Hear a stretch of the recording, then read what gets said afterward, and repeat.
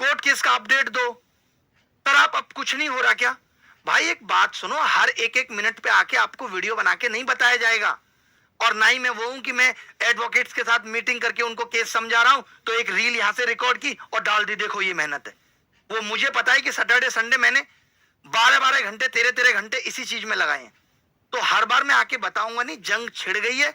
आपको पता भी लग जाएगा, छोटी छोटी बातें मैं आपको कम्युनिटी पोस्ट और टेलीग्राम के जरिए बता भी दूंगा कि इस दिन आपका केस लगा है। आप खुद भी चाहें तो देख सकते हैं, हर एक बात आपको बता दी जाएगी, बट थोड़ा सा पेशेंस रखिए। और जो कमिटमेंट किया है आपको कि इन बच्चों को अंदर करा के रहेंगे तो अंदर करा के रहेंगे। कोशिश ये होगी कि जो बच्चे, जितनी वैकेंसी है उसका जितने गुना पहले लिए थे उतने गुना और बच्चा ले एसएससी, ताकि और 5,000 बच्चे इन कर पाए। और दूसरी चीज ये रहेगी कि जितने भी लोग स्क्राइब लेके जा रहे हैं, अगर वो प्री में सफल हो भी गए तो मेंस पे इस पे कठोर तरीके से एसएससी पेश आए, ताकि ये चीज मेंस में ना हो पाए। ये एसएससी को ही करना पड़ेगा और हम करा लेंगे एसएससी से। तो आपसे मेहरबानी होगी कि ऐसे लोग जो नियर टू कट ऑफ हैं वो अपना रिजल्ट भी भेजें, क्योंकि बहुत सारे फेक बच्चे भी ऐसे होंगे। या ना भी भेजें तो खाली बता दें, हम उनसे खुद रिजल्ट मंगा के पूछ लेंगे। ऐसे 100, 150, 200, 250 बच्चे जितने भी हो जाते हैं उतना हमारे लिए अच्छा होगा। तो मैंने डिस्क्रिप्शन में भी एक व्हाट्सएप का लिंक दिया है, आप उस पर डायरेक्ट हाई लिख के बता सकते हो कि मैं वो बच्चा हूं जिसका इतने मार्क्स से रह रहा है। बाकी मैं नंबर भी लिख देता हूं, यहाँ पे नंबर भी लिख देता हूं, आप इस नंबर पे भी बता सकते हैं कि मैं वही बच्चा हूं जिसका इतने से रह रहा है। आपको आना भी पड़ सकता है, अगर मैं आपको बुलाऊंगा तो पड़ेगा ही पड़ेगा आना। तो कोशिश करिए जितने नियरेस्ट लोग हैं जो आ भी सकते हैं वो आ जाएं, ठीक है।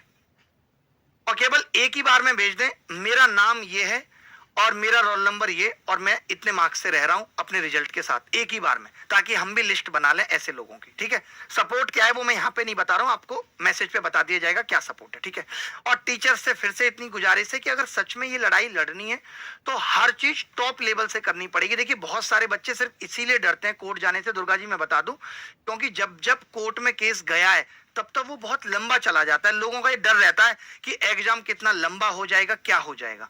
लेकिन अगर आप मेरिट पे हो और आपके पास टॉप मोस्ट लॉयर हैं जो आपकी बात को समझा सकते हैं, तो फिर इस काम में देरी नहीं लगती। बस ये लगता है, ये आप समझ पा रहे हैं ना मेरी बात, सिर्फ ये लगता है। तो मेरी टीचर्स से भी यही गुजारिश है कि हर चीज अगर टॉप लेवल से करनी है तो सबको एटलीस्ट सपोर्ट तो करना पड़ेगा। सिर्फ बच्चों को सौंप दें हम तो वो कॉन्ट्री करके कितना पैसा जोड़ पाएंगे और कितना लड़ पाएंगे, बड़ा मुश्किल होता है। तो कोई लीड करने वाला भी चाहिए। इस बार शायद पहली बार ऐसा हो रहा होगा कि कोई टीचर आके लीड कर रहा है, और हम कोई टीचर नहीं, उन बच्चों के ही बड़े भाई हैं, उन बच्चों के ही बड़े भाई हैं। हमारे भी आसपास तमाम लोग सीजीएल देते हैं, हमें भी पता है। हम नहीं भी टीचर होते तो भी ये लड़ाई लड़ रहे होते। तो कोर्ट केस से ये डर रहता ही है कि लंबा ना चले। बट अगर हम लोगों की मेरिट बहुत अच्छी है, जो कि आपको भी पता है अच्छी है, अगर कोई भी बेस्ट एडवोकेट रिप्रेजेंट करेगा तो जीत पक्की है, वो भी कम से कम समय में। स्कैम को लेके जो चर्चा है अभी तक काफी ज्यादा हो चुकी है, कोर्ट केस तक बात पहुंच चुकी है। अभिनव सर ने इस पर बहुत लंबी चर्चा की है और अभिनव सर का पूरा दावा है कि एसएससी जीडी के अंदर तो बात छोड़ ही दो, एसएससी सीजीएल के अंदर जो प्रूफ है, सॉलिड प्रूफ के साथ में कोर्ट केस हुआ भाई। और कोर्ट केस के अंदर जो चीजें निकल के आई हैं, एसएससी को भाई वो चीजें कबूल करनी पड़ी हैं। अब यहाँ पे बात यहाँ तक आ गई है, क्या एसएससी सीजीएल का रिवाइज रिजल्ट होगा? तो बहुत सारे बच्चों के कमेंट्स हैं, बहुत सारे बच्चों का यही सजेशन है कि सर रिवाइज रिजल्ट होना चाहिए। और भाई रिवाइज रिजल्ट होना भी चाहिए, क्यों नहीं होना चाहिए?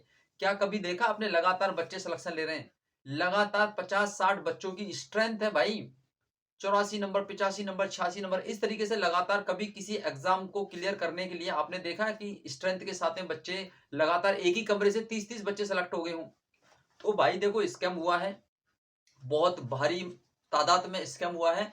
अब यहाँ पे बात बच्चों की डिमांड है कि क्या सर एसएससी जीडी में भी कुछ घपलाबाजी हुई है? तो देखो एसएससी जीडी के लिए क्लू अभी आने बाकी हैं, एसएससी जीडी का भी कोई क्लू ऐसा नहीं आ रहा है जिससे कि ये चीज कहना थोड़ा आसान हो जाए। तो एसएससी जीडी के अंदर जो स्कैम है उस पर अभी कोई चर्चा ऐसी नहीं है, लेकिन एसएससी सीजीएल का पूरी तरीके से पर्दाफाश हुआ है। और कोर्ट के अंदर अभिनव सर ने, जो अभिनव शर्मा मैथ वाले सर हैं, उन्होंने पूरी तरीके से एसएससी को भाई नंगा किया है। एसएससी को यहाँ पे ये चीजें कबूल करनी पड़ी है कि स्कैम हुआ है, और अब एसएससी इस पे बहुत तेजी से सुधार करने वाली है। वरना अगर इसी तरीके से चलता रहा तो एसएससी को भाई एग्जाम से अपना हाथ धोना पड़ेगा, क्योंकि टीसीएस से इन्होंने टेंडर लिया, तो इसका मतलब ये नहीं था कि ये मनमानी करेंगे। टीसीएस का एग्जाम तब तक हो रहा था, तब तक सारी चीजें बढ़िया चल रही थी और टीसीएस अपना एग्जाम अच्छे से कंडक्ट करा रही थी। लेकिन इन्होंने क्या किया, धांधलेबाजी को और ज्यादा बढ़ावा देने के लिए इन्होंने एग्जाम खुद कंडक्ट कराया और एसएससी सीजीएल के अंदर इतने सारे बच्चों के सपनों को चूर चूर कर दिया कि आज बच्चे पॉइंटों में बाहर हो रहे हैं। भाई पॉइंटों में बाहर हो रहे हैं, बताइए 0.02 क्या मतलब है इसका? कम से कम ये तो देखो, आप अगर कट ऑफ लगा भी रहे हो तो एज का क्राइटेरिया तो देखो भाई, एज का फिल्टर लगाने भूल के बताओ।